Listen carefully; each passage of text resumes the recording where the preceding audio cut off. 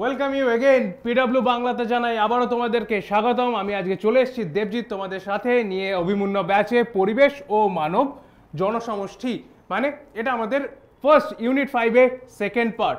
এই পার্টটায় আমরা কি দেখব? এই পার্টটায় আমরা পপুলেশন ও যেটা আমাদের এনভায়রনমেন্টাল পপুলেশনস আর ইস্যুস যেগুলো রয়েছে সেই এনভায়রনমেন্ট অ্যান্ড পপুলেশন এই চ্যাপ্টারটা আমরা এখানে ক্লিয়ার করব। ক্লিয়ার? তাহলে কি দেখলাম না, এই চ্যাপ্টারে এনভায়রনমেন্ট অ্যান্ড পপুলেশন এই নিয়ে ডিসকাস আমরা করছি। ওকে, দেখে নেওয়া যাক আজকের যে লেকচার তার কি পয়েন্টস রয়েছে আমাদের কাছে। আমরা দেখব আজকে ফার্স্ট পপুলেশন কি, পপুলেশন কি, কিভাবে আমরা পপুলেশনে আসব সেটাও আমরা দেখব। পপুলেশনের পর কি রয়েছে? পপুলেশন ঘনত্ব বা জনঘনত্ব কাকে বলে, পপুলেশন ঘনত্ব, পপুলেশন ডেন্সিটি সম্পর্কে আমরা জানবো। এছাড়া আর কি দেখতে পাচ্ছি?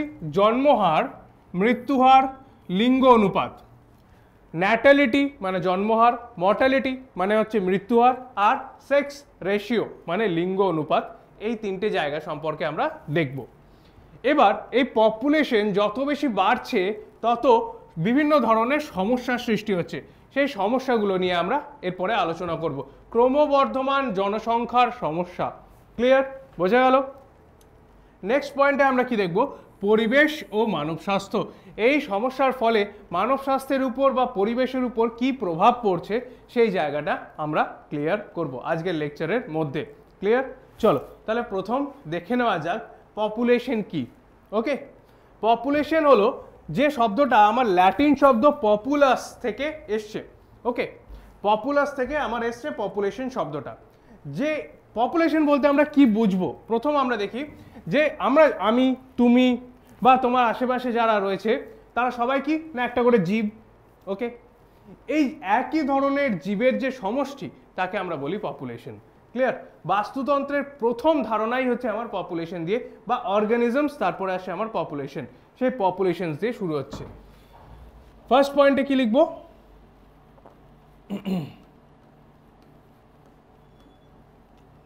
পপুলেশন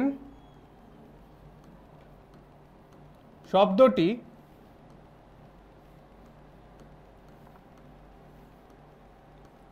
ল্যাটিন শব্দ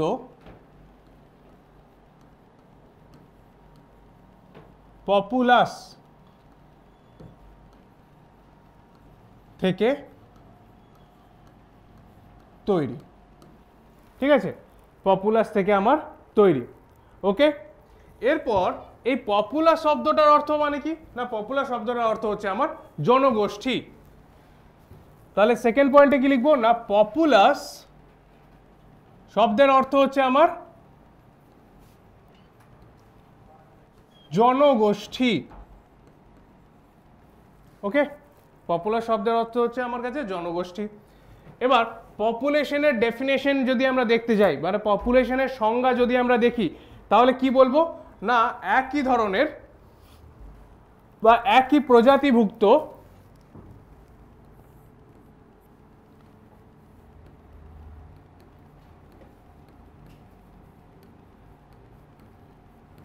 প্রজাতির জীব সমষ্টি। এবার এক্সপ্লেন করবো, একটু ব্যাখ্যা করি জিনিসটা কি বোঝাতে চাইছি। তোমার পরিবেশ, তোমার যে পাড়া বা তোমার যে বাড়ি, ঠিক আছে, সে বাড়ির মধ্যে কি দেখতে পাও? যারা আশেপাশে তোমার সঙ্গে রয়েছে তারা সবাই একই ধরনের, তারা সবাই মানুষ।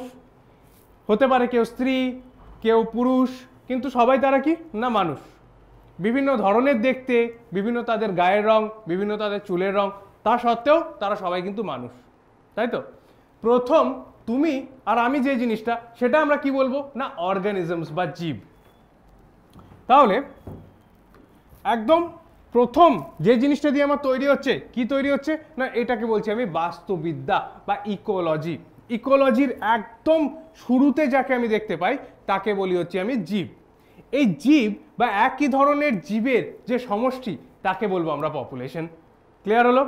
দেখো না, প্রথমে একদম ফার্স্টে যেটা রয়েছে তাকে বলছি আমি কি না, জীব। যেমন তুমি, আমি। এবার এই জীবের যে গ্রুপ, যে দলটা, তাকে আমরা কি বলবো না, পপুলেশন। বোঝা গেল? তাহলে এটার নাম হয়ে গেল কি আমার কাছে, পপুলেশন। আচ্ছা, এই পপুলেশনে কি এখানেই থেমে যাবে? না, থেমে যাবে না। পপুলেশনের থেকে যদি আবার একটু বড় যাই, তাহলে আমরা কি দেখতে পাবো না, যেখানে জীব অন্য জীবের সঙ্গে অন্যান্য জীব, যেমন ধরো না মানুষের কথা বললাম, এই পাশে আমার আর একটা পপুলেশন রয়েছে, সেটা হচ্ছে আমার আম গাছের পপুলেশন, ধরে নাও আম। এই পাশে আমার আর একটা পপুলেশন রয়েছে, আলাদা আলাদা পপুলেশন তো হবেই, এটা ধরে নাও আমার রয়েছে গরু। ঠিক আছে, এই যে আলাদা আলাদা পপুলেশন, এই পপুলেশনটাকে একসঙ্গে আমরা বলি Biotique community. Biotique community.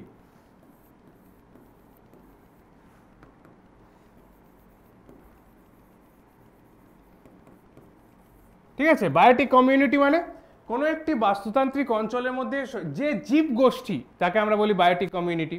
Biotique কমিউনিটির সঙ্গে এর পরে যদি আরেকটু এগিয়ে যাই, যদিও তো আমাদের শুধু পপুলেশন নিয়ে আলোচনা, আমি তবুও এটার একটা ধারণা তোমাদের দিয়ে দিচ্ছি, তোমাদের সুবিধা হবে পরবর্তীকালে। বায়োটিক কমিউনিটি থেকে যখন আমি আর একটু এগিয়ে যাব, যেখানে আমি অ্যাবায়োটিক ফ্যাক্টর মানে অজীবজ উপাদানকেও যখন আমি যুক্ত করে দেবো, তখন আমি তাকে বলবো বাস্তুতন্ত্র। এবার ভাবো, সেই ছোটবেলায় পড়েছিলে বাস্তুতন্ত্রের সংজ্ঞা, জীব ও জড় বস্তু একসঙ্গে নিয়ে যে পারিপার্শ্বিক পরিবেশ, তাকে আমরা বলি কি না বাস্তুতন্ত্র। মনে পড়ছে? তাহলে এই বায়োটিক কমিউনিটির পরে কি না জীব প্লাস জড়, এইটা যেই হয়ে গেল, তখন আমি একে কি বলবো না বাস্তুতন্ত্র। তাহলে একটা জিনিস ভেবে দেখো, বাস্তুতন্ত্রের যে জায়গায় মানে বাস্তুতন্ত্রের যে স্তরে আমরা একই ধরনের জীবের যে সমষ্টি নিয়ে আলোচনা করি, তাকে কি বলি আমরা পপুলেশন। ক্লিয়ার হলো পপুলেশন কাকে বলে? এবার এই যে পপুলেশন, সেই পপুলেশনের কিছু বৈশিষ্ট্য রয়েছে। ঠিক আছে, সেই বৈশিষ্ট্যগুলোর পরিপ্রেক্ষিতে আমরা এবার আলোচনা করব। না, পপুলেশনের প্রধান যে বৈশিষ্ট্যটা আমরা প্রথমেই দেখতে পাবো, সেটা হচ্ছে কি পপুলেশন ডেনসিটি বা পপুলেশন ঘনত্ব। ঠিক আছে, পপুলেশন এইখানে আমরা দেখলাম, চলো চলে আসা যাক এরপর। ফার্স্ট পপুলেশন ঘনত্ব, তার মানে এগুলোকে কি বলবো আমি, পপুলেশনের বৈশিষ্ট্য। ওকে, একদম সাধারণভাবে বোঝো, খুব নর্মালি বোঝো।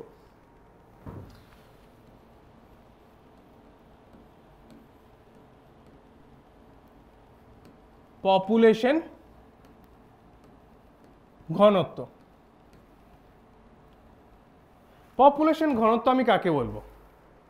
কোনো একটা নির্দিষ্ট অঞ্চল আমার কাছে স্থির করা হয়েছে, ধরে নাও তোমার যে পাড়াটা রয়েছে সেই অঞ্চলটা আমি স্থির করলাম। এবার যে পাড়াটা বা যে গ্রামটার মধ্যে তুমি রয়েছো বা যে শহরের যে জায়গাটার মধ্যে তুমি রয়েছো, তার যে আয়তন সেটা কি আমার নির্দিষ্ট, তাই তো? একক বর্গ বা এত বর্গ কিলোমিটার, সে আয়তনটা আমার কাছে নির্দিষ্ট। সেই আয়তনটার যেটা আমার কাছে একক আয়তন, ঠিক আছে, 1 বর্গ কিলোমিটার যদি আমি ধরে নিই, তাহলে সেটা হয়ে গেল কি আমার কাছে একক আয়তন। সেই একক আয়তনের মধ্যে যে জীব সমষ্টিকে আমি তার মধ্যে দেখতে পাবো, তাকে আমি কি বলবো না পপুলেশন ডেনসিটি বা পপুলেশন ঘনত্ব। ক্লিয়ার? ঠিক আছে, তার মানে কি করলাম, আমি জায়গাটাকে স্থির করে নিলাম। কি করছি না, একটি ভৌগোলিক অঞ্চলের একক আয়তনের মধ্যে যে জীব বসবাস করে তাকে আমি বলছি সেই অঞ্চলের পপুলেশন ঘনত্ব। ক্লিয়ার? যেটা বললাম লিখে ফেলা যাক।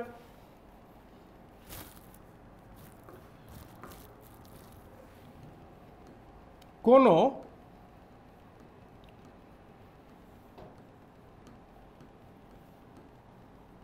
ভৌগোলিক অঞ্চলের একক আয়তনের মধ্যে যে সংখ্যক জীব বসবাস করে তাকে বলে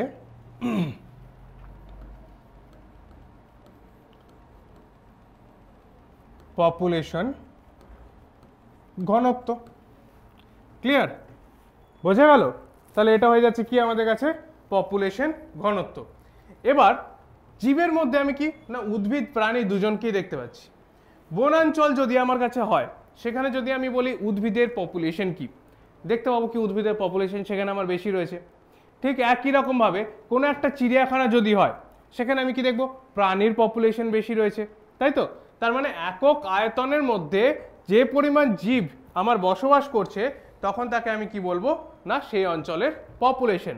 বোঝার জন্য কিরকম করে বুঝবো না, এইটা ধরে নাও আমার কাছে একটা আয়তন জায়গা, ঠিক আছে? এই জায়গাটার মধ্যে এদিকে কি লিখছি আমি 1 ইউনিট, 1 কিলোমিটার, 1 ইউনিট 1 কিলোমিটার, একক আয়তন নিয়েছি এক জায়গায়। তাহলে এর যে অবস্থানটা হবে সেটা কি আমার সমান সমান হবে। দাঁড়াও 1 মিনিট, তাহলে এটাকে সমান সমান করে নিই।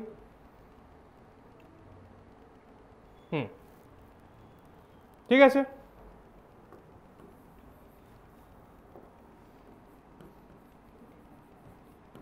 এবার এর মধ্যে আমি কি দেখতে পাচ্ছি, এখানে কিছু গাছ রয়েছে,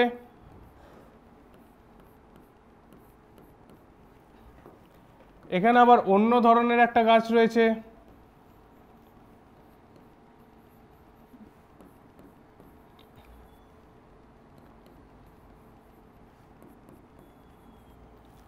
আর এর মধ্যে আবার কিছু প্রাণীও রয়েছে।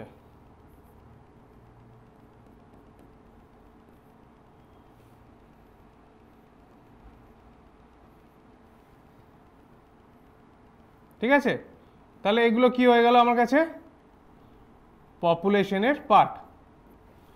ওকে, তাই বিভিন্ন ধরনের প্রাণী উদ্ভিদ নিয়ে এই যে অঞ্চলটা রয়েছে, এর মধ্যে যে আমি জীব সমষ্টিকে দেখতে পাচ্ছি বা জীবের বসবাসকারী যে অঞ্চলটা দেখতে পাচ্ছি একক ঘনত্বের মধ্যে, সেটাকে আমি কি বলছি পপুলেশন ঘনত্ব, ডেনসিটি। ক্লিয়ার? ওকে, বোঝা গেল। নেক্সট আমার অ্যাট্রিবিউট যেটা রয়েছে সেটা হচ্ছে কি না জন্মহার, বা তাকে আমি কি বলবো ন্যাটালিটি। ওকে, এবার চলো দ্বিতীয় পয়েন্টে চলে আসা যাক, ন্যাটালিটি বা জন্মহার। কোথায় দেখাই? এখানে।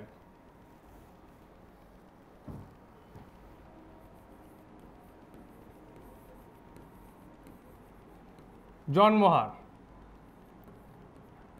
এবার ধরে নাও ওই একই কোনো একটা অঞ্চল রয়েছে, সেই অঞ্চলের মধ্যে নতুন সদস্য আমার জন্মগ্রহণ করছে। সেই নতুন সদস্য যে জন্মগ্রহণ করলে তাকে আমরা কি বলছি না ন্যাটালিটি। তাহলে এর ডেফিনেশন কি হবে? একক সময় জননের মাধ্যমে যে সংখ্যায় নতুন সদস্য পপুলেশনের সঙ্গে যুক্ত হয়, তখন আমরা তাকে বলছি কি না ন্যাটালিটি বা জন্মহার। ক্লিয়ার? কি হচ্ছে না একক সময়, আমার সময়টা এখানে কি করে দিচ্ছি আমি স্থির করছি, কারণ নইলে কি দেখতে পাবো না অনেক বেশি জন্মহার পেয়ে যাচ্ছি। ঠিক আছে, তাহলে প্রথম যেটা রয়েছে সেটা হচ্ছে আমার কি একক সময়ে নির্দিষ্ট পপুলেশনে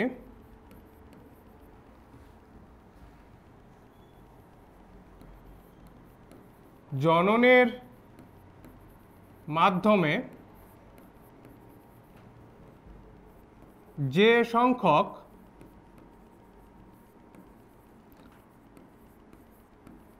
নতুন সদস্য যুক্ত হয় তাকে জন্মহার বা বার্থ রেট বলে। এই জন্মহারকে না আমরা এন দিয়ে চিহ্নিত করি। কি করি না জন্মহারকে আমরা এন দ্বারা চিহ্নিত করি। ওকে, তাহলে এই এন বা কোনো একটি পপুলেশনের বার্থ রেট আমরা কেমন করে বার করব না N equal to N D by T. এখানে এন ডি হচ্ছে নবজাতকের মোট সংখ্যা। ক্লিয়ার? যতজন নবজাতক আমার জন্মগ্রহণ করেছে তার সংখ্যা। তাহলে কি পাবো? এন, দাঁড়াও, n equal to small n capital D by T। ঠিক আছে, এখানে এন হলো জন্মহার,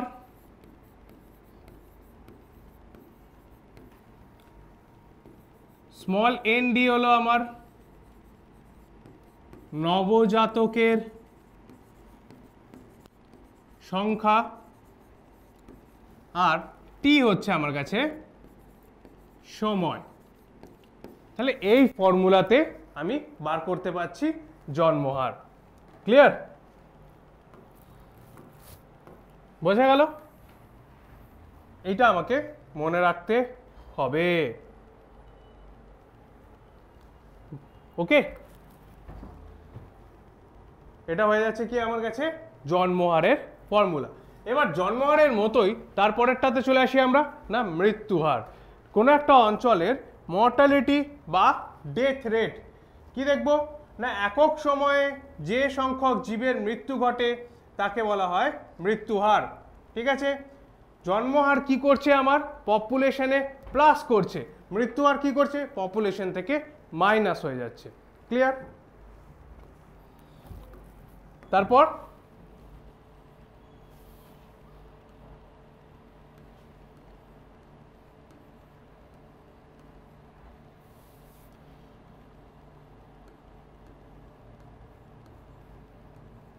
মৃত্যুহার,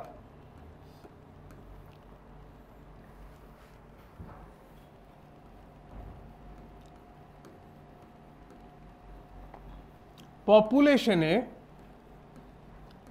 যে সংখ্যক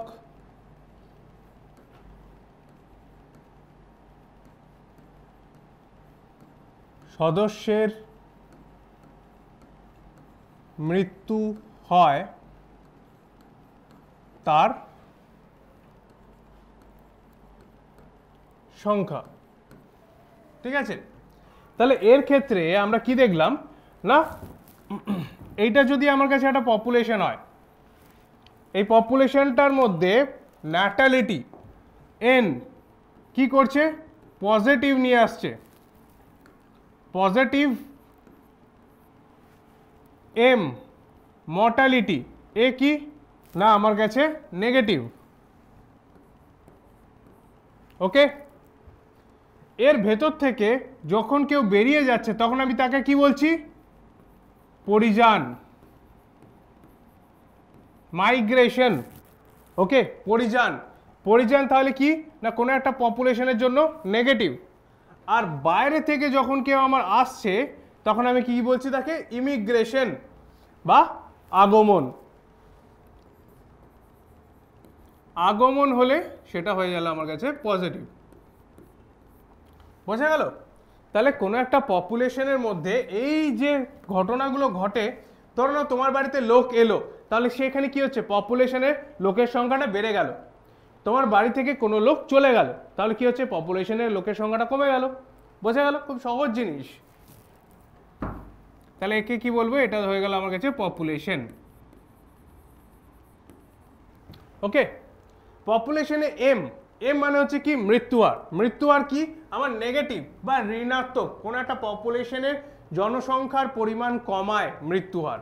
তাহলে মৃত্যুহার কেমন করে আমরা ক্যালকুলেট করব, না মৃত্যুহার ক্যালকুলেট করার ফর্মুলা হচ্ছে আমার কাছে M equal two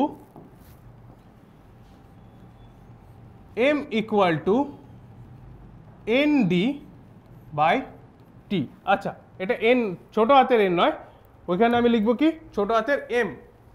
okay, N for natality, তাই এখানে এম লিখবো।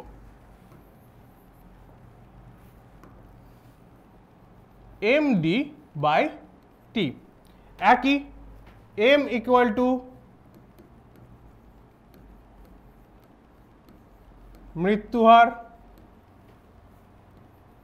এম ডি হচ্ছে পপুলেশনে মোট মৃত সংখ্যা, আর টি সেখানে আমার সময়। তাহলে কি না একক সময়ে, আচ্ছা এখানে একটা ওয়ার্ড আমি লিখতে ভুলে গেছি, এখানে খুব গুরুত্বপূর্ণ একটা শব্দ লিখতে হবে, সেটা হচ্ছে কি না একক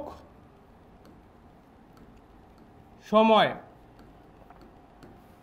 ঠিক আছে, একক সময়। পপুলেশনে যে সদস্যের সংখ্যার মৃত্যু হয় তখন তো সেটাকে আমরা কি বলছি না মর্টালিটি রেট। হয়ে গেল, মৃত্যু হার পেয়ে গেলাম। নেক্সট আমরা কিছু চলে আসবো না, নেক্সট আমরা চলে আসছি সেক্স রেশিও বা লিঙ্গ অনুপাত। সেক্স রেশিও হচ্ছে প্রতি 1000 জন পুরুষের মধ্যে বা প্রতি 1000 জন পুরুষের পরিপ্রেক্ষিতে কতজন স্ত্রী লোক রয়েছে সেই অনুপাতকে আমরা কি বলবো না সেক্স রেশিও। এই সেক্স রেশিও কেন বেশি গুরুত্বপূর্ণ, কারণ এই যে স্ত্রী লোক রয়েছে, স্ত্রী লোকেদের ক্ষমতা রয়েছে গর্ভধারণ করার বা পরবর্তীকালে ন্যাটালিটি রেট বা জন্মহারকে বৃদ্ধি করার। ঠিক আছে, তাহলে কি সেক্স রেশিও বা লিঙ্গ অনুপাত কি জিনিস চলো দেখে নি। লিঙ্গ অনুপাত প্রতি 1000 জন পুরুষের পরিপ্রেক্ষিতে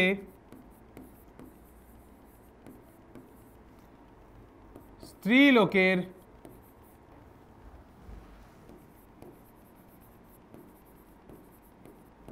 সংখ্যার অনুপাত।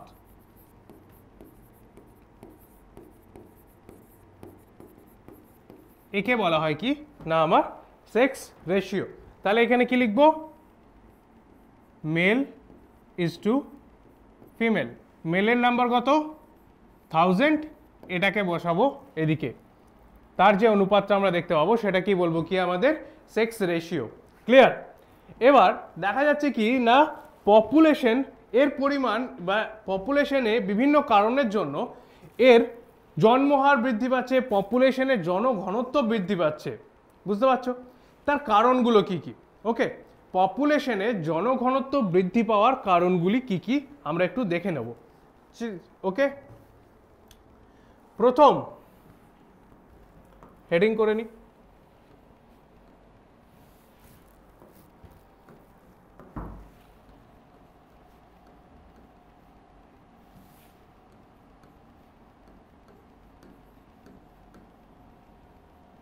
পপুলেশনে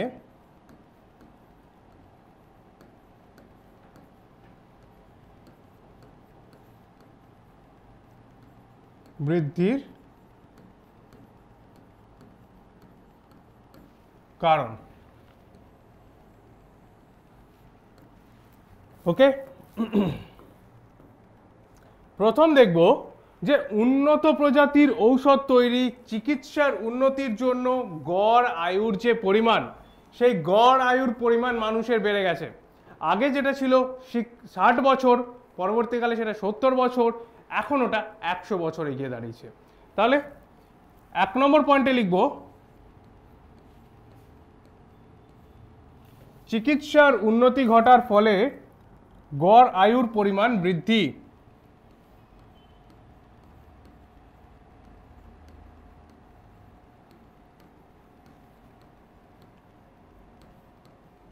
উন্নতি হওয়ার ফলে গড় আয়ু বৃদ্ধি। সেকেন্ড, ঔষধও ঠিক ওই চিকিৎসার উন্নতির ফলে বিভিন্ন ধরনের ঔষধ তৈরি হয়েছে, ফলে মৃত্যু হার অনেক কম। ওকে, 2 নম্বর পয়েন্টে লিখব কি মৃত্যু হার কম। ওকে, যেটা আমার মর্টালিটি রেট ছিল সে মর্টালিটি রেটটা আমার কমে গেছে। তারপর দেখতে পাবো কৃষিকার্যের উন্নতির ফলে এখন আর শস্য নষ্ট, দুর্ভিক্ষ এই রকম ধরনের ঘটনা ঘটে না। তার ফলে কি হচ্ছে, খাদ্যের যে যোগান, সেই খাদ্যের যোগান আমাদের কাছে একদম পর্যাপ্ত থাকে। থার্ড পয়েন্টে লিখব কৃষিজ উন্নতির ফলে খাদ্যের যোগান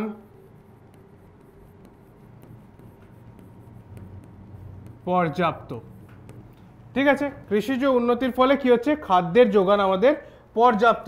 তারপর বিভিন্ন ধরনের যে দুর্ঘটনা বা যেগুলো আমাদের একদম নিশ্চিত মৃত্যুর হাত থেকে বাঁচায়, ভূমিকম্প, আগ্নেয় উৎপাত বা এই রকম ধরনের বজ্রপাত, বৃষ্টিপাত, বন্যা, প্রাকৃতিক দুর্ঘটনা, প্রাকৃতিক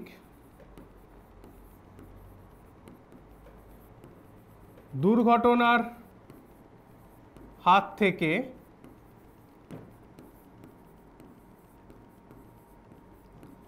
বিজ্ঞানের কারণে রক্ষা। প্রাকৃতিক দুর্ঘটনার হাত থেকে যখন আমরা রক্ষা পেতে শুরু করছি তখন কি হচ্ছে না, এই যে নাম্বারটা পপুলেশন, জনঘনত্ব আমার বৃদ্ধি পাচ্ছে। এবার বৃদ্ধি পাওয়ার সঙ্গে সঙ্গে আমার কি হচ্ছে না, বিভিন্ন ধরনের সমস্যা তৈরি হচ্ছে। তাহলে এরপর দেখব কি, পপুলেশন যদি বৃদ্ধি পায় আমাদের পরিবেশের মধ্যে তার প্রভাব কেমন করে পড়ে, সেই জায়গাটা নিয়ে এবার আলোচনা করব। চলো দেখে নেওয়া যাক।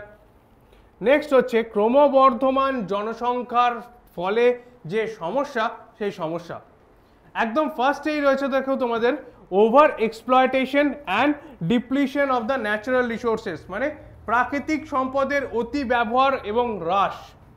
প্রাকৃতিক সম্পদ কোনগুলো রয়েছে, যেমন ধরো না আমার বনের কাঠ, সমুদ্রের মাছ, এগুলো সব কি আমার প্রাকৃতিক সম্পদ। এই প্রাকৃতিক যে সম্পদগুলো রয়েছে সেগুলো যদি আমি অতিরিক্ত হারে ব্যবহার করতে শুরু করি, আর করতেই হবে কারণ জনসংখ্যা যদি আমার বেড়ে যায় তাহলে ওটার ব্যবহারের পরিমাণও আমার বেড়ে গেল। এবার ব্যবহারের পরিমাণ বেড়ে যাওয়ার ফলে কি দেখতে পাবো, ওদের অতিরিক্ত ব্যবহার হচ্ছে, যার ফলে ওদের সংখ্যা ধীরে ধীরে কমে যাচ্ছে। ঠিক আছে, ফার্স্ট পয়েন্ট,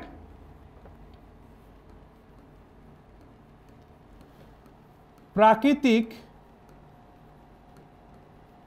সম্পদের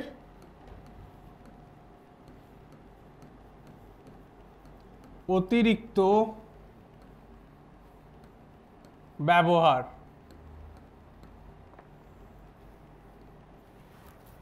কি লিখবো এখানে,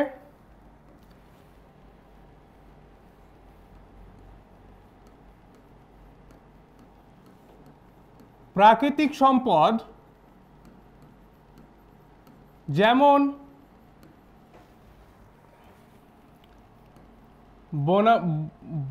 বনভূমি, কাঠ,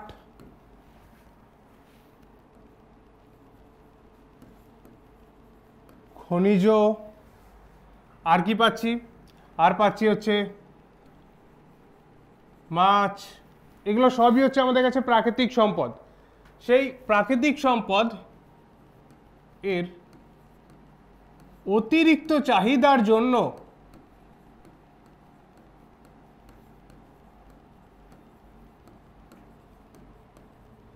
হ্রাস পাচ্ছে, কমে যাচ্ছে। ঠিক আছে, তাহলে ফার্স্ট পয়েন্টটা কি পেয়ে গেলাম না, প্রাকৃতিক সম্পদ আমার বেশি ব্যবহার করার কারণে এই গ্রাফটা সবসময় উপর দিক থেকে আমার নিচের দিকে আসছে। ঠিক আছে, আগে কি ছিল, জনসংখ্যা কম ছিল, আমার চাহিদা কম ছিল, পরবর্তীকালে জনসংখ্যা বেড়ে গেছে, চাহিদা বেড়ে গেছে, তাই ব্যবহারও বেশি হচ্ছে। ক্লিয়ার, একদম নর্মাল। নেক্সট আমার কি দেখতে পাবো, ডিফরেস্টেশন বা অরণ্য নিধন। অরণ্য নিধন আমি কখন করব না, যখন দেখতে পাচ্ছি আমার জনসংখ্যা বেড়ে যাচ্ছে। ওই একটাই কারণ, মেনলি হচ্ছে ওভার পপুলেশন বা ওভার ক্রাউডেড পপুলেশন। জনসংখ্যা বেড়ে গেল, স্থান সংকুলন, জায়গা কম। 2 নম্বর, তাদের চাহিদার জন্য কলকারখানা বানাতে হবে। সেই সবের কারণে আমরা কি দেখতে পাবো না, জঙ্গল, বনভূমি কেটে সেই অঞ্চলের মধ্যে কলকারখানা, বসতি গড়ে উঠছে। এবার কলকারখানা, বসতি গড়ে উঠলে কি হবে না, ধীরে ধীরে আমার অরণ্য সম্পদও শেষ হয়ে যাচ্ছে। ওকে, 2 নম্বর পয়েন্টে আমি কি লিখব, অরণ্য নিধন মানে ডিফরেস্টেশন। এর পয়েন্টে লিখব আমি জনসংখ্যা বৃদ্ধির কারণে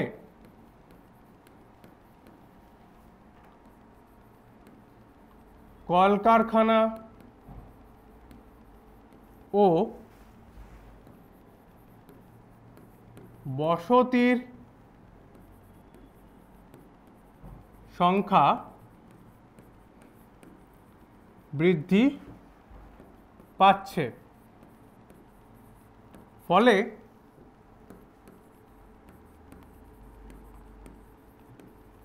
বনাঞ্চলের বনভূমি কাটা পড়ে। বোঝা গেল? জনসংখ্যা বাড়ছে, জনসংখ্যা বাড়লেই কলকারখানার সংখ্যা বাড়বে, কলকারখানার সংখ্যা বাড়লেই বসতির সংখ্যা বাড়বে, বসতির সংখ্যা বাড়লেই আমার বনের দিকে নজর যাবে, বনের যে সম্পদ রয়েছে সেই জায়গাটাকে কেটে তার মধ্যে আমাকে কি করতে হচ্ছে না, তার মধ্যে আমাকে আবার লোকের থাকার ব্যবস্থা, কলকারখানার ব্যবস্থা, এই সব জায়গাগুলোতে আসতে হচ্ছে। ওকে, নেক্সট পয়েন্টে আমরা কি দেখব? পরিবেশ দূষণ। পরিবেশ দূষণের কারণে আমরা কি করে থাকি? বায়ু দূষণ, জল দূষণ প্রভৃতি কারণে কলকারখানার এই যে তৈরি করলাম সেই কলকারখানার ধোঁয়া ধুলো বা যানবাহনের ধোঁয়া ধুলো, বসতি গড়ে ওঠার ফলে সে বসতির বজ্র জল, এই প্রভৃতি জিনিস আমার কি করছে? প্রাকৃতিক সম্পদ, তার মধ্যে বাতাস, জল, মাটি দূষিত করছে। দূষিত হওয়ার কারণে কি হচ্ছে? পরবর্তীকালে যে জীব সম্প্রদায় বা যারা এই অঞ্চলে যারা বসবাস করছিল তারা আর বেঁচে থাকতে পারছে না। ওকে, তার মানে ক্রমবর্ধমান জনসংখ্যার জন্য পপুলেশন ঘটছে, পপুলেশনের পরিমাণ ধীরে ধীরে বৃদ্ধি পাচ্ছে। বোঝা গেল? ওকে, যেমন দেখতে পাবো কি না, ক্লোরিন জাতীয় বা এই রকম ধরনের ঘরের মধ্যে থাকা ফসফেট জাতীয় রাসায়নিক বজ্র যদি আমি জলের মধ্যে পড়ি সেখানে আমি ইউট্রিফিকেশন দেখতে পাচ্ছি। অ্যালগাল ব্লুমিং, অ্যালগাল ব্লুমিং হচ্ছে যখন কোনো একটি অঞ্চলে ওই ফসফেট জাতীয় কোনো একটি জলাশয়ের মধ্যে ফসফেট জাতীয় জৈব যৌগের থাকার কারণে সেখানে কি দেখতে পাবো না, শৈবালের পরিমাণটা আমার তাড়াতাড়ি বৃদ্ধি পাচ্ছে।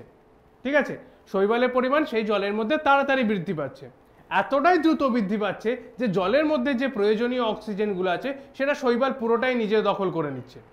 এই ঘটনাকে বলা হয় অ্যালগাল ব্লুমিং। ওকে, এই অ্যালগাল ব্লুমিং এর কারণেই ইউট্রিফিকেশন হয়। বোঝা গেল? চলে আসো তারপরেরটা কি দেখবো আমি? জল, বাতাস, মাটি দূষণ।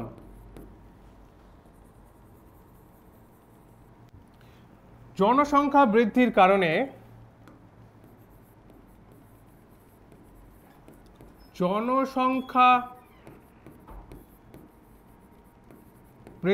কারণে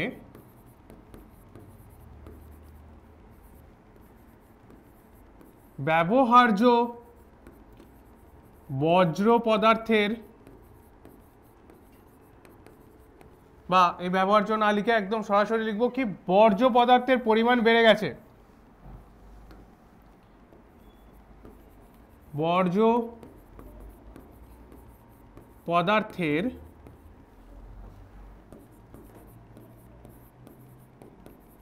পরিমাণ বৃদ্ধি পায়। এবার বর্জ্য যেই বৃদ্ধি পাবে কি হবে না, আমার দূষণ ঘটাবে, তাই তো? বর্জ্য বৃদ্ধি পেলে তা দূষণ ঘটায়। এবার যেমন যা যা লিখতে চাও, দূষণ আমরা অলরেডি পড়েছি, যা যা দূষণ তুমি লিখতে চাও। বায়ু দূষণের জন্য লিখতে চাও কি, যানবাহন, কলকারখানার ধোঁয়া ধুলো লিখতে পারো, কোনো অসুবিধা নেই। সেখানে তুমি SPF লিখতে পারো, সাসপেন্ডেড পার্টিকুলেট ম্যাটার, SPM। জল দূষণের জন্য তুমি লিখতে পারো eutrophication, bio accumulation, bio magnification পড়েছি, জৈব বিবর্ধন। ওকে, মাটি দূষণের জন্য লিখতে পারো কীটনাশকের ব্যবহার। তাই প্রত্যেকটা জায়গাতেই তোমার হাতে প্রচুর উদাহরণ আছে দেওয়ার মতো। জল দূষণের মধ্যে এটাও লিখতে পারো যে কলেরা, টাইফয়েড এদের জীবাণুর কারণে আমাদের বিভিন্ন রোগ হয়ে থাকে। ঠিক আছে, এই জায়গাগুলো পুরো পরিষ্কার, যা যা পড়েছো সেই জায়গাগুলো সব এখানে তুমি রেখে দিতে পারো, কোনো অসুবিধা নেই। ওকে, নেক্সট কি চলে আসবো দেখি। ওকে, চলো নেক্সট আমরা দেখব ও আলাদা করে আবার জল দূষণটা আমরা একটুখানি বেশি গুরুত্ব দিয়েছি। কেন না, কলকারখানার যে বজ্র জল, সেই বজ্র জলের ছাড়াও বজ্র জল কি করছে আমার, তেজস্ক্রিয় দূষণ ঘটায়, জলের মধ্যে ইউট্রিফিকেশন ঘটায়। ওকে, এছাড়া আর আমরা দেখব কি বিভিন্ন ধরনের রোগ জীবাণু, যেমন কলেরা, টাইফয়েড, আমাশা বা অ্যামিবয়েড, ঠিক আছে, ডিসেন্ট্রি, এই ধরনের রোগগুলো আমার এর সাহায্যে হয়। পোলিও, এটাও জলবাহিত রোগ। ওকে, তাহলে জল দূষণটাকে আমি আলাদা করে রেখেছি। জল দূষণ,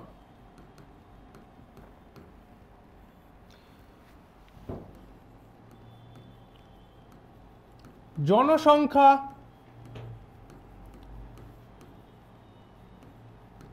বৃদ্ধির ফলে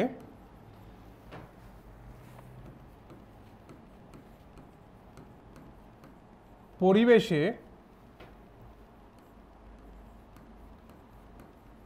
জলের দূষণ মাত্রা, যাকে আমরা কি বলি, বিওডি, বৃদ্ধি পাচ্ছে। ওকে,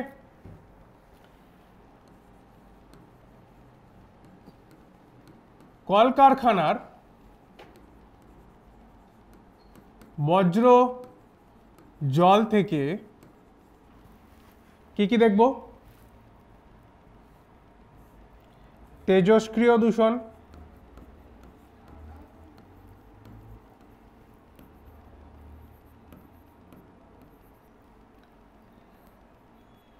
খনিজ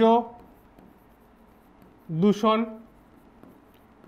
খনিজ দূষণ মানে জলের মধ্যে কি হচ্ছে না, ক্যাডমিয়াম, লেড, আর্সেনিক, মার্কারি, এরকম ধরনের পদার্থ যখন মিশে যাচ্ছে তখন সেটা হচ্ছে কি আমার কাছে খনিজ দূষণ। আর কি দেখতে পাবো, জৈব দূষণ,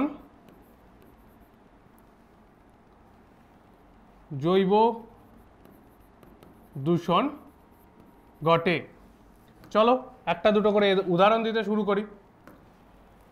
তেজস্ক্রিয় দূষণের ফলে কি দেখতে পাবো না, তেজস্ক্রিয় দূষণের ফলে হচ্ছে আমার ইউরেনিয়াম জাতীয় তেজস্ক্রিয় বা রেডিয়াম জাতীয় তেজস্ক্রিয়, ইউরেনিয়াম,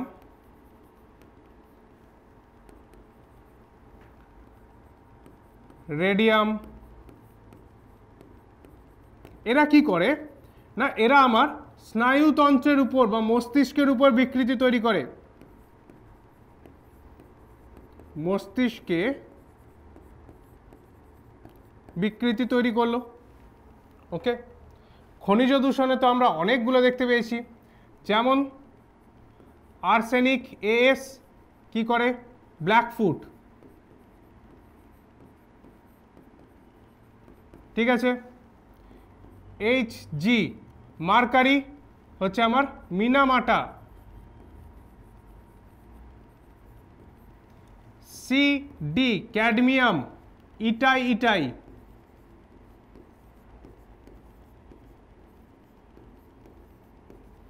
ঠিক আছে। তাহলে এরকম ধরনের অনেক ধরনের, আচ্ছা মার্কারি, হ্যাঁ বেশ, তাহলে এইরকম ধরনের অনেকগুলো রোগ আমি দেখতে পাচ্ছি। জৈব দূষণের মধ্যে আমি কি দেখব, এর মধ্যে দেখতে পাবো ব্যাকটেরিয়া, প্যাথোজেন, এগুলোর সংখ্যা আমার বৃদ্ধি পাচ্ছে। ক্লিয়ার, বোঝা গেল? তাহলে জল দূষণ এটা কি কলকারখানা থেকে হলো। এবার গৃহস্থলীর,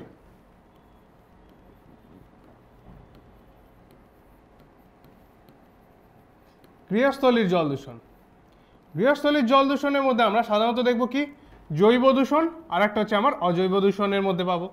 না, জৈব দূষণে,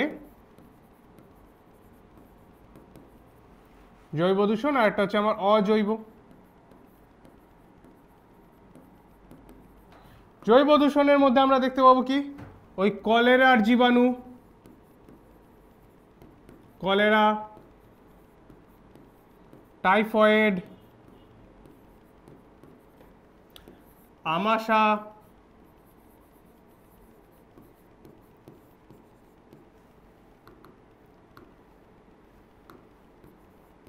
এদের জীবাণু বৃদ্ধি। ক্লিয়ার? আর অজৈব দূষণের মধ্যে দেখতে পাবো কি প্লাস্টিক জাতীয় বর্জ্য,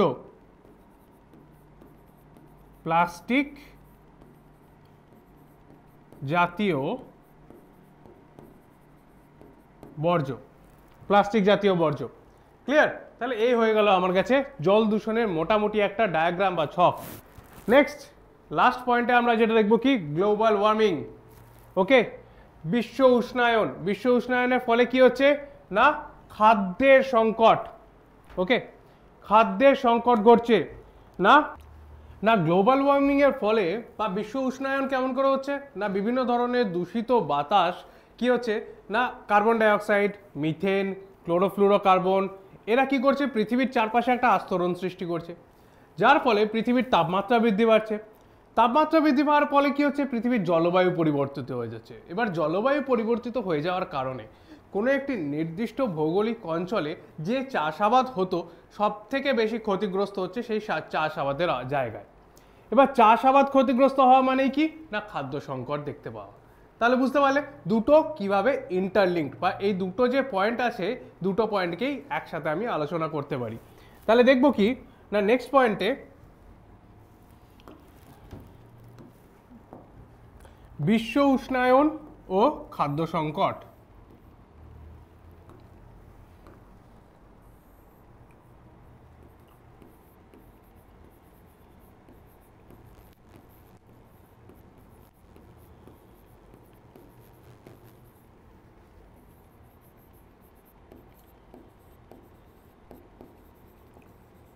ক্লিয়ার? কি লিখবো? লিখবো এটাই যে CO2, CH4, CO, carbon monoxide এরা কি করছে পৃথিবীর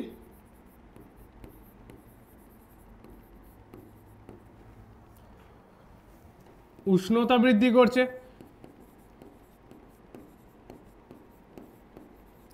যার ফলে কি হচ্ছে জলবায়ু পরিবর্তন।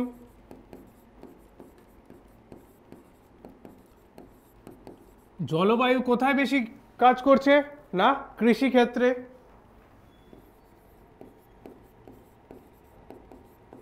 কৃষি ক্ষেত্রে ফলন কমে যাচ্ছে। এবার কৃষি ক্ষেত্রে যদি ফলন কমে যায় আমি কি দেখব খাদ্য উৎপাদনের পরিমাণ আমার কমে যাচ্ছে। তাহলে এটাও আমার খাদ্য সংকট আমি লক্ষ্য করতে পারছি। ক্লিয়ার? ওকে, নেক্সট এবার এর ফলে পরিবেশের এই এত দূষণ বা এই কারণের ফলে আমরা কি দেখতে পাবো না মানব স্বাস্থ্যের উপর এর একটা প্রভাব লক্ষ্য করতে পাই। মানব স্বাস্থ্যের উপর সাধারণত যে প্রভাবটা লক্ষ্য করতে পাই সেটা হচ্ছে বায়ু দূষণের ফলে আমরা 3 ধরনের রোগ নিয়ে এখানে আলোচনা করব। ওকে, প্রথমেই দেখতে পাবো কি অ্যাজমা বা হাঁপানি। ওকে, নেক্সট দেখবো কি ব্রঙ্কাইটিস আর ক্যান্সার। 3টে রোগই আমরা বায়ু দূষণের ফলে সাধারণত লক্ষ্য করি, কারণ পুরোটাই আমাদের লাংস নিয়ে এরপরে আলোচনা। ক্লিয়ার? মানব স্বাস্থ্য ও পরিবেশে যে জায়গাটা নিয়ে আমাদের আলোচনা করতে হবে সেটা সম্পূর্ণভাবে কি না আমাদের লাংস বা শ্বাসকার্যের উপর। ঠিক আছে, জল দূষণের ফলে আমরা কি দেখতে পাচ্ছিলাম যেমন কলেরা, টাইফয়েড, পোলিও এরকম ধরনের রোগ লক্ষণ আমরা পাচ্ছি। তাহলে কি কি দেখো, প্রথম লিখব জল দূষণে কি হচ্ছিল মানুষের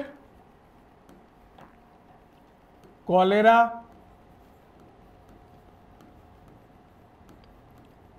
টাইফয়েড,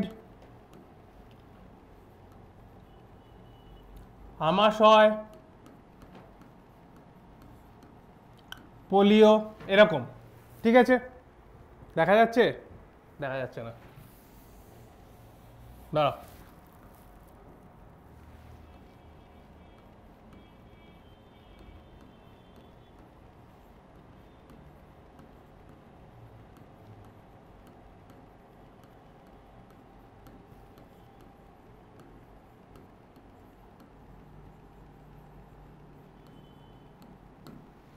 ঠিক আছে, বোঝা গেল? তাহলে এইগুলো আমরা দেখতে পাচ্ছি জল দূষণের কারণে। জল দূষণের পরে চলে আসবো কি, বায়ু দূষণ।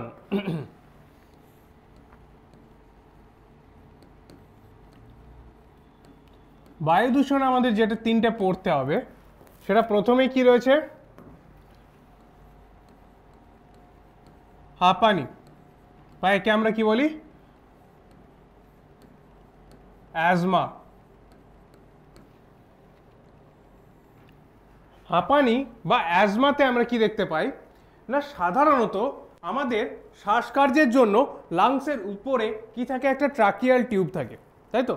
এই যে টিউবটা দেখতে পাচ্ছ এইটা, ঠিক আছে, ট্রাকিয়াল টিউব থাকে। এই টিউবটার একটা নির্দিষ্ট ডায়ামিটার রয়েছে। মানে এই যে অঞ্চলটা রয়েছে, এই যে ডায়ামিটারটা, এই ডায়ামিটারটা কি হয়, বিভিন্ন ধরনের ডাস্ট পার্টিকেল বা কোনো রেণু, দূষিত গ্যাস এর কারণের জন্য এর অঞ্চলের যে মাংসপেশিগুলো সেগুলো ধীরে ধীরে মোটা হতে থাকে। ওকে, যখনই এটা মোটা হতে থাকবে তখন কি দেখব, বাতাসের আসার যে পরিমাণ, সেই পরিমাণটা কি হচ্ছে, আমার কমে যাচ্ছে। ক্লিয়ার, বোঝা গেল? এবার বাতাস আসার পরিমাণ যেই আমার কমে যাবে তখন কি হবে, আমার নিঃশ্বাস নিতে কষ্ট হবে, আর তার সঙ্গে সঙ্গে আমার ঝিমুনি আসবে, মাথা নিচু করলে মাথা নিচু করে নিঃশ্বাস নিতে পারবে না, আর কি বুকে ব্যথা হবে। এগুলো হচ্ছে আমার হাঁপানির লক্ষণ। ক্লিয়ার? আবার এর থেকে মুক্তির উপায় কি না, ইনহেলার। ইনহেলার নিলে এই হাঁপানি থেকে সাময়িকভাবে মুক্তি পাওয়া যায়। ক্লিয়ার? কি বললাম?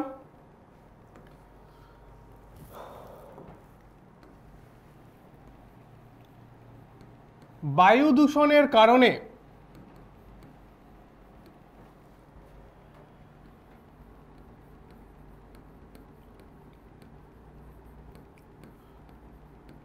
দূষিত বাতাস ও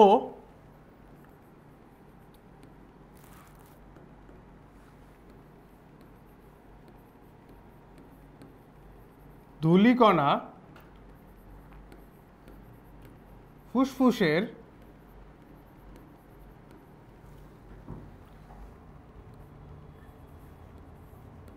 ট্রাকিয়া ও ব্রঙ্কাস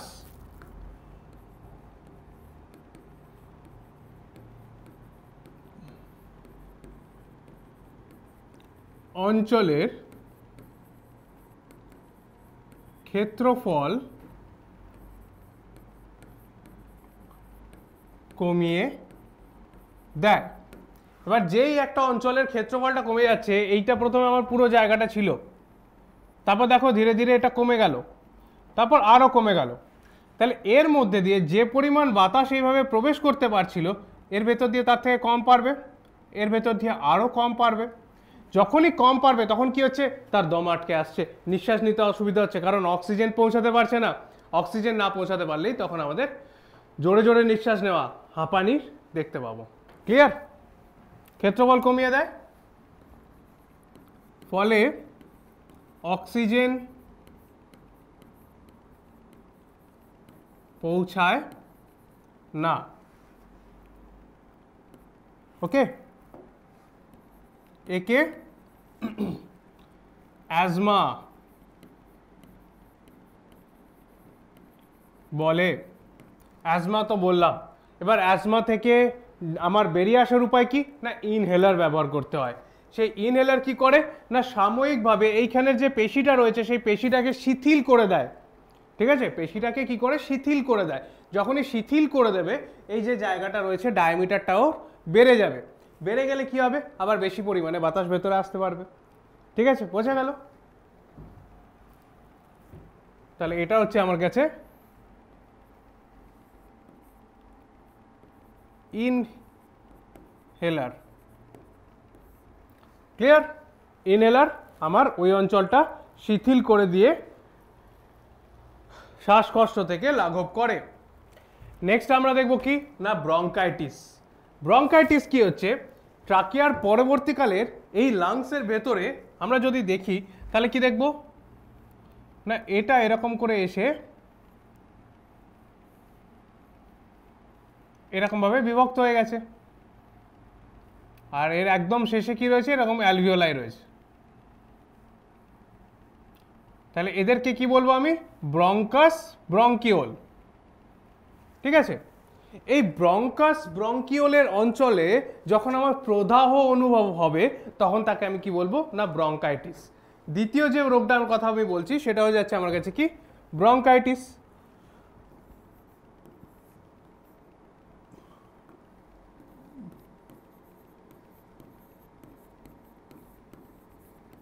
ব্রঙ্কাইটিস কি দেখবো, ফুসফুসের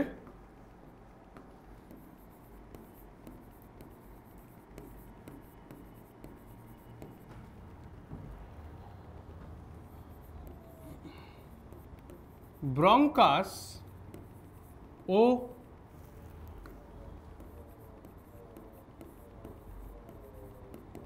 ব্রঙ্কিওলের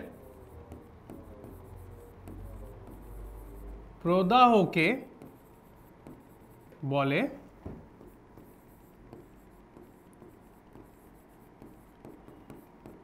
ব্রঙ্কাইটিস। কি করে হয় না, এই অঞ্চলেতে আমরা দেখতে পাবো কি মিউকাস জমে যায়। মিউকাসটা কি জিনিস, মিউকাসটা হচ্ছে আমার শ্লেষ্মা বা ওই রকম ধরনের পদার্থ জমে যাওয়ার ফলে কি হচ্ছে না, এই অঞ্চলের মধ্যে দিয়ে দূষিত বাতাস বা এর কারণে মিউকাস জমে যায়। ওকে, রাসায়নিক ক্ষতিকর রাসায়নিক পদার্থ, দূষিত বাতাস বা হতে পারে কোনো কয়লা বা রাসায়নিক পদার্থের গুঁড়ো যদি থাকে তাহলে কি দেখতে পাচ্ছি না, ওখানে আমার প্রদাহ অনুভব হচ্ছে। তাহলে রাসায়নিক দূষিত বাতাস, কার্বন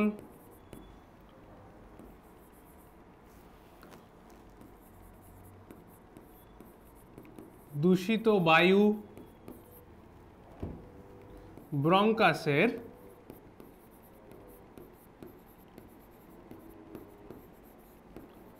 প্রদাহ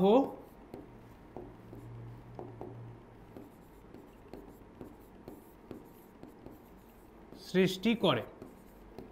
ঠিক আছে, বোঝা গেল? তাহলে এই কারণের জন্য আমি দেখতে পাচ্ছি কি ব্রঙ্কাইটিস হচ্ছে। ওকে, ব্রঙ্কাইটিস বললেই সেটা ব্রঙ্কাস ওরিয়েন্টেড, মানে এই অঞ্চলের মধ্যে। হাঁপানি বা অ্যাজমা আমার এইখানে, এর ডায়ামিটার কমে গেলে তাকে আমি বলবো হাঁপানি বা অ্যাজমা।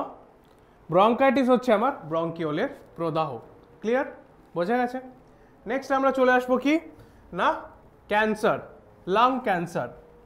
এবার ক্যান্সার যখন নিয়ে আমরা আলোচনা করব তার আগে একটু ক্যান্সারের সম্পর্কে জেনে নিই। না, ক্যান্সার হচ্ছে একটি ল্যাটিন শব্দ ক্যানক্রাম থেকে আসা।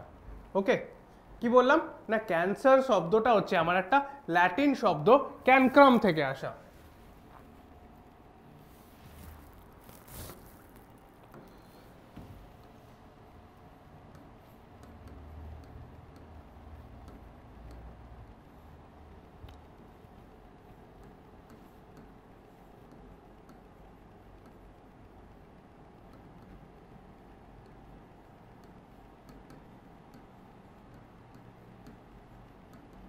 ঠিক আছে, ক্যানক্রাম থেকে আসা। এই ক্যানক্রাম থেকে আসা এই শব্দটাকে ইংরাজিতে বলা হয় কি না, কার্সিনোমা। কার্সিনোমা কাকে বলে, যে কোষ আমার ক্যান্সার দেখায় তাকে আমি বলবো কি কার্সিনোমিক সেল। ওকে, প্রথম আসছি আমি কি একটা শব্দ কার্সিনোমা।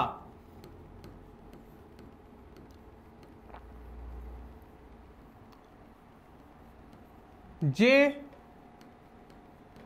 কোষে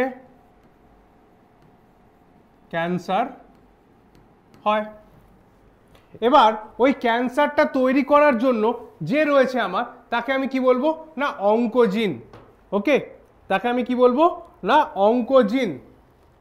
আর অন্য যদি কোনো পদার্থ হয় তখন তাকে আমি কি বলবো, কার্সিনোজেন। ক্লিয়ার?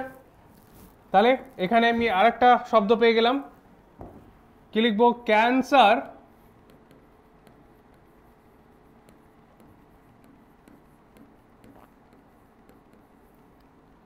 সৃষ্টিকারী পদার্থ কি বলবো? কার্সিনোজেন।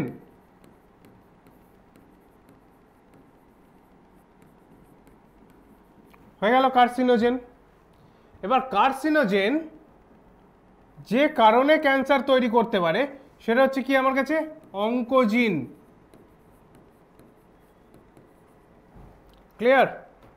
কার্সিনোজেন যে কারণে আমার ক্যান্সার তৈরি করতে পারে সেই কারণটা কি আমার কাছে? অঙ্কোজিন। ওকে, এই জিনটা থেকে কি হচ্ছে আমার? না ক্যান্সার সৃষ্টি হচ্ছে। তাহলে কি লিখবো? ক্যান্সার সৃষ্টিকারী জিনকে কি বলে? অঙ্কোজিন। Cancer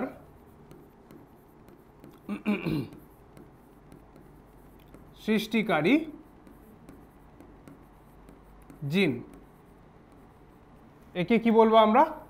oncogene. ঠিক আছে, এবার ক্যান্সার গল্পটা কিরকম দেখো না। ক্যান্সার আমার এই একটা সেলের মধ্যে প্রথম ধরো না হয়েছে, ঠিক আছে? এই একটা সেলের মধ্যে আমার প্রথম এরকম হয়েছে। এবার সে কি করবে? এইটা ধরো না আমার একটা ক্যান্সার সেল। ওকে, সে কতগুলো ক্যারেক্টারিস্টিক্স বা দেখাবে। প্রথম যেটা দেখাবে সেটা হচ্ছে কি, এর র্যাপিডলি ডিভাইড করে অনেকগুলো কোষ এরকম করে তৈরি করে ফেলবে। ঠিক আছে, ইররেগুলার সেল ডিভিশন, অনেকগুলো কোষ তৈরি করে ফেললো। হলো, এবার অনেকগুলো কোষ তৈরি করার পরে কি দেখতে পাবো না, ধরে নাও এর এইখান দিয়ে রক্ত যাচ্ছিল। ওকে, কারণ কোষে কোষে খাবার পৌঁছানোর জন্য এখানে তো নিশ্চয়ই রক্ত থাকবে। এদের মধ্যেও এরকম করে রক্তর জালক রয়েছে, এর ভেতর দিয়ে রক্ত যাচ্ছিল। ওকে, হঠাৎ করে কি হচ্ছে না, একটা ক্যান্সার সেল এই ব্লাডের থ্রু দিয়ে, রক্তের থ্রু দিয়ে চলে যাচ্ছে কোথায়? অন্য একটা জায়গায়। এটা ধরো না আমার কোথায় দেখছিলাম? লাংসের থেকে দেখছিলাম। ওকে, এটা আমার লাংস থেকে পেয়েছিলাম। ধরো না এটা গিয়ে চলে গেল কোথায় আমার? না কিডনির মধ্যে।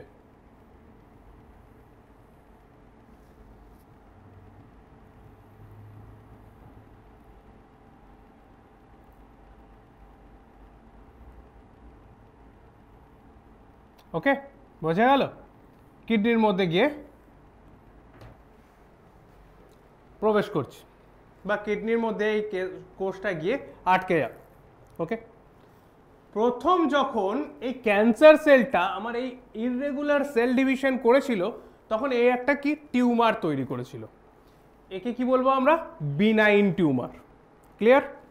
তখন প্রথম যখন এই ক্যান্সার সেলটা বা অন্য যে কোনো টিউমার যেটা আমার এইভাবে একটা জায়গাতেই থাকে, রক্তের থ্রু দিয়ে যায় না বা রক্তের মাধ্যমে যায় না, তাকে আমরা কি বলবো না, এই যখন প্রথম ছিল তখন একে আমরা কি বলবো? ধরে নাও বিনাইন টিউমার।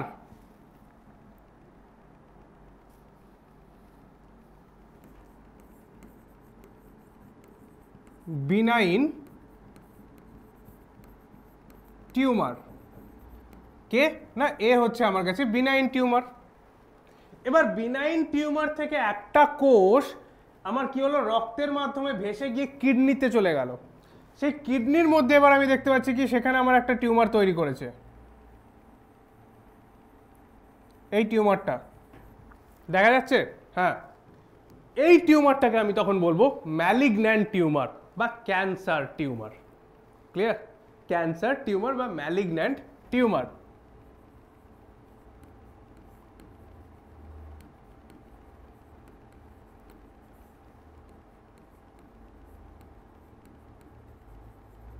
ম্যালিগন্যান্ট টিউমার পেয়ে গেলাম। আর যে ঘটনাটার মাধ্যমে এই বিনাইন টিউমার থেকে রক্তের মাধ্যমে গেল দিয়ে একটা নতুন অঙ্গকে বা অন্য কোনো একটা অঙ্গের মধ্যে বা অন্য কোনো একটা টিস্যুর মধ্যে, কলার মধ্যে গিয়ে আবার নতুন করে ক্যান্সার সৃষ্টি করছে, এই ঘটনাটাকে আমরা বলি মেটাস্টেসিস। ক্লিয়ার? তাহলে এই যে ঘটনাটা আমি এখান থেকে দেখালাম এটাকে কি বলবো আমি? মেটাস্টেসিস।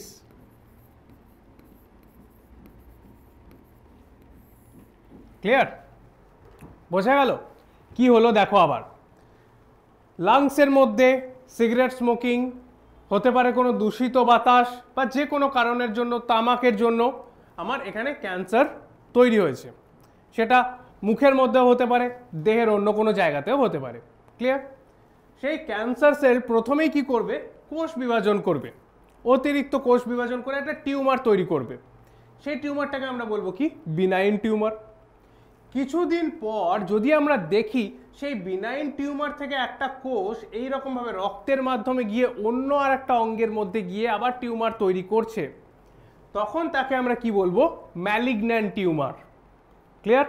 রক্তের মধ্যে যে ছড়াচ্ছে তখন সে হচ্ছে ম্যালিগন্যান্ট টিউমার, তার আগে পর্যন্ত কিন্তু সে বিনাইন টিউমার। ক্লিয়ার? ওকে।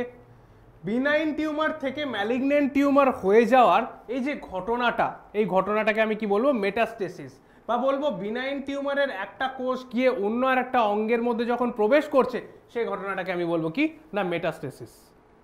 এবার এটা তো আমরা পড়ে জানলাম, ডাক্তার কেমন করে বুঝবে? ডাক্তারের জন্য যেটা করতে হয় সেটা হচ্ছে কি না, তাকে এখানে করতে হবে কি, বায়োপসি বলে একটা টেস্ট। ওকে, বায়োপসি টেস্টটা কীরকম না, বায়োপসি টেস্ট হচ্ছে এই যে বিনাইন টিউমার বা আমার শরীরের মধ্যে যেখানেই যা টিউমার হোক না কেন, ডাক্তার কি করবে, সেখান থেকে একটা কোষকে তুলে নিয়ে আসবে বা একগুচ্ছ কোষকে তুলে নিয়ে আসবে। তুলে নিয়ে এসে বাইরে মাধ্যমের মধ্যে রেখে সেটাকে পরীক্ষা করে দেখবে যে সেটা ইররেগুলার কোষ বিভাজন দেখাচ্ছে কিনা, বা ক্যান্সার কোষের মধ্যে যা চারিত্রিক বৈশিষ্ট্য সেই চারিত্রিক বৈশিষ্ট্যগুলো তার মধ্যে আছে কিনা। যদি থাকে তাহলে এই টিউমারটা ক্যান্সার, যদি না থাকে তাহলে এই টিউমারটা আমার নর্মাল টিউমার। নর্মাল টিউমারকে আমরা বিনাইন টিউমার বলি, আর ক্যান্সার হয়ে গেলে সেটাকে আমরা ম্যালিগন্যান্ট টিউমার বলি। ক্লিয়ার? তাহলে ডাক্তারের নির্ণয় করার পদ্ধতিটা কি?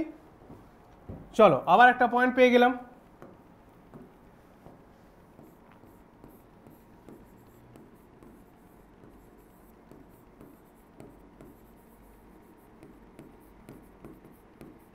ডাক্তার বায়োপসি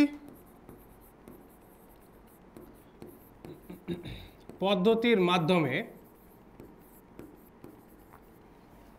এটা ম্যালিগন্যান্ট নাকি বিনাইন এটা চিহ্নিত করতে পারে। ক্যান্সার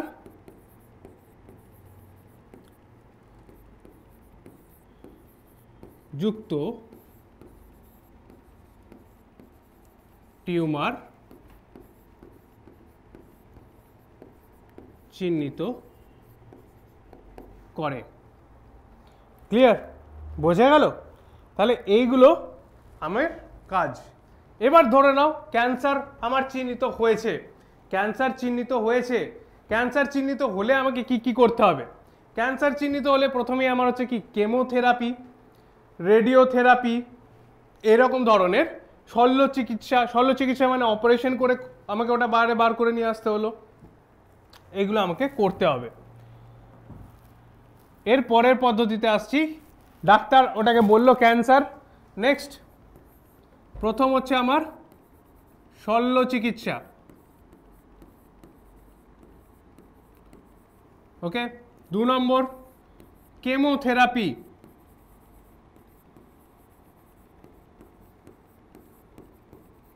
তারপর 3 নম্বর রেডিওথেরাপি,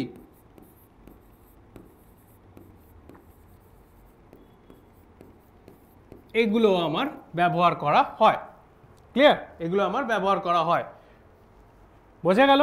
তাহলে এই হলো আমার ক্যান্সার। ওকে, ক্লিয়ার? ডান।